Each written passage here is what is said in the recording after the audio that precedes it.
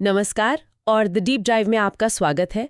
आज हमारे सामने हरिशंकर परसाई जी के सबसे तीखे व्यंग्य संग्रहों में से एक बेईमानी की परत का एक सार है। सोचिए कि परसाई समाज के एक डॉक्टर थे और ये किताब उनकी डायग्नोस्टिक रिपोर्ट थी जो उन्होंने 1986 में लिखी थी। तो आज हमारा काम है इस रिपोर्ट को फिर से खोलना और देखना कि लगभग 40 साल बाद मरीज का मतलब हमारे समाज का हाल क्या है। क्या बीमारी वैसी ही है या इसने कोई नया रूप ले लिया है। ये डॉक्टर की रिपोर्ट वाली बात बहुत सटीक है, क्योंकि परसाई की खासियत यही थी कि वो किसी एक फुंसी या जख्म को देखकर इलाज नहीं लिखते थे। वो पूरे सिस्टम का एमआरआई करते थे। और इस किताब का शीर्षक बेईमानी की परत यही तो बताता है। जैसा हम सोर्स में देख रहे हैं, परसाई के लिए बेईमानी कोई एक घटना नहीं है, ये एक व्यवस्था है, प्याज की परतों की तरह। एक हटाओ तो उसके नीचे दूसरी, फिर तीसरी, और ये परतें हर जगह हैं, हमारे चारों तरफ। ये समझना मतलब इस किताब की आत्मा को समझने जैसा है। बिल्कुल, और यही बात इसे आज भी इतना खतरनाक और जरूरी बनाती है। तो चलिए इसी शीर्षक की परत को पहले खोलते हैं। सोर्स कहता है कि परसाई के लिए बेईमानी राजनीति, धर्म, शिक्षा, व्यापार सब जगह है। यहाँ तक कि प्रेम और साहित्य में भी बहुत से लेखक समाज की आलोचना करते हैं। पर परसाई का व्यंग इतना क्यों चुभता है? क्या खास था उनके इस एक्सरे में जो दूसरों के विश्लेषण में नहीं था? ये बहुत अच्छा सवाल है। मुझे लगता है कि फर्क नजरिए का है। दूसरे लेखक अक्सर बेईमानी को एक नैतिक गिरावट की तरह देखते हैं, मतलब एक बुराई जिसे अच्छाई से हराया जा सकता है। पर परसाई इसे एक सामाजिक और क्या कहते हैं आर्थिक जरूरत की तरह देखते हैं। उनका व्यंग किसी सर्जन की छुरी जैसा है, जो सिर्फ बीमारी नहीं दिखाता बल्कि ये भी बताता है कि ये बीमारी हमारे शरीर का हिस्सा कैसे बन गई है। अच्छा, सोर्स का केंद्रीय बिंदु यही है कि हम सब इन परतों को देखते हैं, पहचानते हैं, लेकिन या तो छुप रहते हैं या फिर खुद इसका हिस्सा बन जाते हैं। किताब का जो पहला निबंध है, बेईमानी की परत, वो इसी सच्चाई से हमारा सामना कराता है।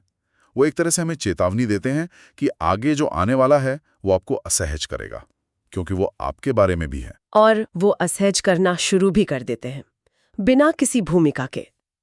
सोर्स में कुछ निबंधों के उदाहरण हैं जो दिखाते हैं कि परसाई ने समाज के किसी भी स्तंभ को नहीं बख्शा। जैसे राजनीति की परतें। परसाई उस दौर में चुनावी वादों के खोखलेपन और नारों की राजनीति पर लिख रहे थे। हाँ, और आज की स्थिति देखिए। जब हम सोशल मीडिया पर चलने वाले डिजिटल अभियानों को देखते हैं, जहां मुद्दे से ज्यादा हैशटैग, ट्रेंड्स और मीम जरूरी हो गए हैं, तो लगता है कि सिर्फ परतें बदली हैं, बेईमानी का तरीका वही है। सही बात है। सिर्फ प्रासंगिक नहीं, ये तो भविष्य बताने जैसा लगता है। वो उस पैटर्न को पकड़ रहे थे जो आज और भी विकराल हो गया है। और राजनीति की ये परत अकेली नहीं है। सोर्स में पत्रकारिता की बेईमानी का भी जिक्र है, जहां सच छिपाया जाता है। ये तो आज के फेक न्यूज और टीआरपी की दौड़ वाले दौर का सीधा वर्णन लगता है। बिल्कुल। परसाई उस रिश्ते को समझ रहे थे जो राजनीति और मीडिया के बीच होता है। वो दिखा रहे थे कि ये दोनों परतें एक दूसरे को कैसे ढकती हैं और सहारा देती हैं। आज के संदर्भ में सोचिए, 24 घंटे चलने वाले न्यूज चैनल्स जहां बहस के नाम पर सिर्फ शोर होता है और असली मुद्दे गायब कर दिए जाते हैं।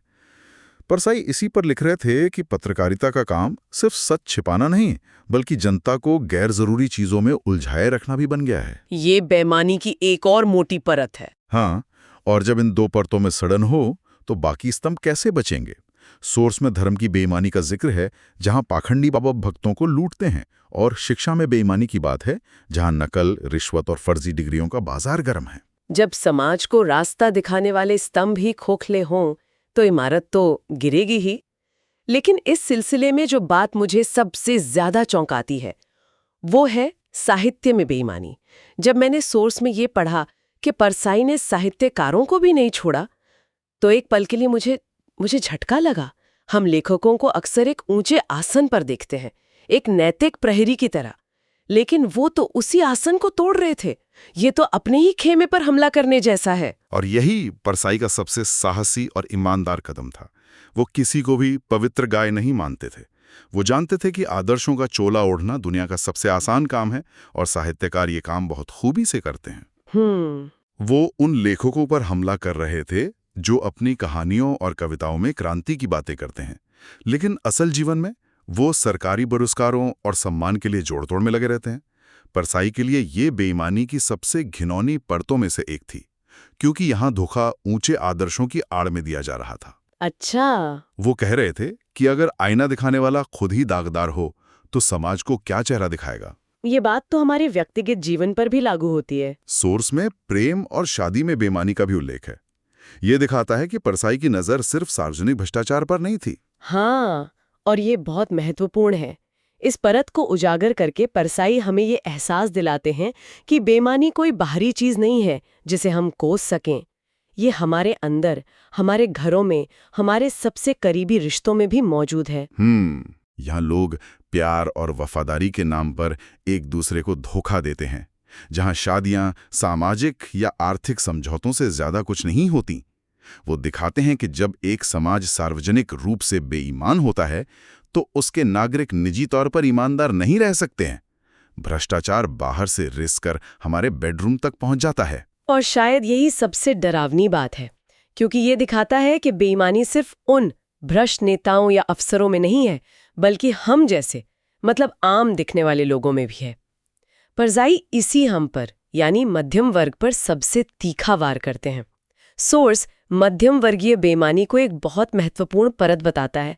ये हिस्सा पढ़ते हुए सबसे ज्यादा असहज महसूस होता है। असहज इसलिए होता है क्योंकि ये सीधा आईना दिखाता है।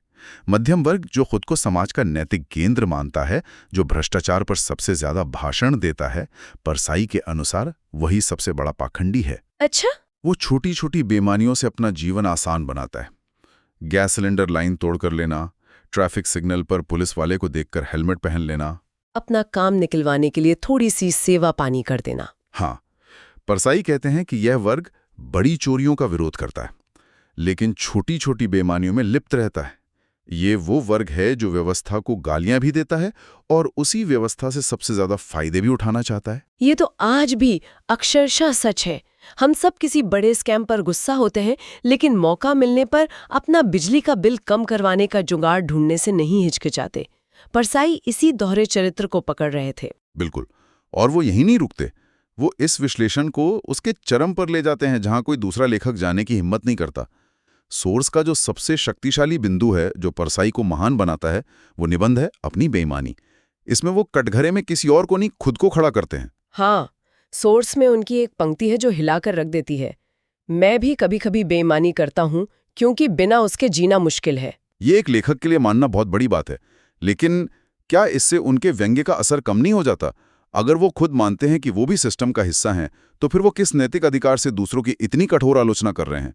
ये सवाल ही परसाई की महानता का दरवाजा खोलता है। उनका ये कबूलनामा उनके अधिकार को कम नहीं करता, बल्कि असीम रूप से बढ़ा देता है। कैसे? क्योंकि इस एक वाक्य से वो एक उपदेशक के ऊंचे आसन से उतरकर हमारे बीच एक आम इंसान की तरह खड़े हो जाते हैं। वो ये नहीं कह रहे कि तुम सब बेईमान हो और मैं पवित्र हूं। वो कह रहे हैं कि ये सिस्टम इतना सड़ चुका है कि हम सब इसमें फंसे हुए हैं, मैं भी। और मैं एक भुक्तभोगी की हैसियत से इस सड़ांत के बारे में लिख रहा हूं। ये स्वीकारोक्ति उनके व्यंगों को भाषण नहीं, बल्कि एक ईमानदार आत्मविश्लेषण बनाती है। उनकी ईमानदारी ही उनका सबसे बड़ा नैतिक अधिकार बन जाता है। वाह! वो हमें ये महसूस कराते हैं कि हम सब एक ही नाव में सवार हैं जो डूब रही है। ये नजरिया तो पूरी तस्वीर ही बदल देता है। वो सिर्फ आलोचक नहीं, बल्कि अपने पाठक के सहयात्री हैं। तो उनकी शैली के बारे में सोर्स क्या कहता है? वो इतनी गहरी और चुभने वाले बातें कहते कैसे थे कि लोग उसे पढ़ भी पाते थे? उनकी शैली ही उनका हथियार थी। सोर्स बताता है कि उनके निबंध बहुत छोटे होते हैं, 2 से 8 पेज के। भाषा एकदम सीधी, सरल, सड़क पर बोली जाने वाली। कोई भारी भरकम साहित्यिक शब्द नहीं। हाँ। वो एक किस्सा सुनाते हैं या एक छोटी सी घटना का वर्णन करते हैं, और बात खत्म होते होते वो समाज की सबसे बड़ी नस पर हाथ रख देते हैं। उनका व्यंग्य हंसाता है, गुदगुदाता है, और जब आप खिलखिलाकर हंस रहे होते हैं, तभी अचानक आपको एहसास होता है कि मजाक तो आप पर ही था। हंसी गले में अटक जाती है। हाँ, यही उनकी कला है, हंसी की चाशनी में लिपटी कड़वी सच्चाई की गोली देना। और ये गोली आज भी उतनी ही असरदार है। ये सबसे हैरान करने वाली बात है कि 1980 के दशक की बातें पढ़कर ऐसा लगता है जैसे आज का अखबार पढ़ रहे हो। क्या समाज बिल्कुल नहीं बदला, या परसाई की नजर इतनी पैनी थी? मुझे लगता है दोनों बातें हैं। समाज बदला है, लेकिन बेईमानी के मूल स्वरूप और इंसानी फितरत नहीं बदली। जैसा सोर्स भी इशारा करता है, शायद परतें और मोटी और जटिल हो गई हैं। पहले की बेईमानी सीधी सादी थी। आज की बेईमानी टेक्नोलॉजी, पीआर एजेंसियों और कानूनी दांवपेच के पीछे छिपी है। परसाई ने जो लिखा था वो सिर्फ अपने समय का सच नहीं था, वो उस बीमारी के डीएनए का विश्लेषण था, और डीएनए नहीं बदलता। बिल्कुल। सोर्स में परसाई की ही एक शानदार पंक्ति है जो इस पूरी चर्चा का सार है। बेईमानी की परतें उतारते उतारते आदमी थक जाता है, लेकिन परतें खत्म नहीं होती। ये वाक्य इस समस्या की गहराई और इसके अंतहीन होने का दर्दनाक एहसास कराता है।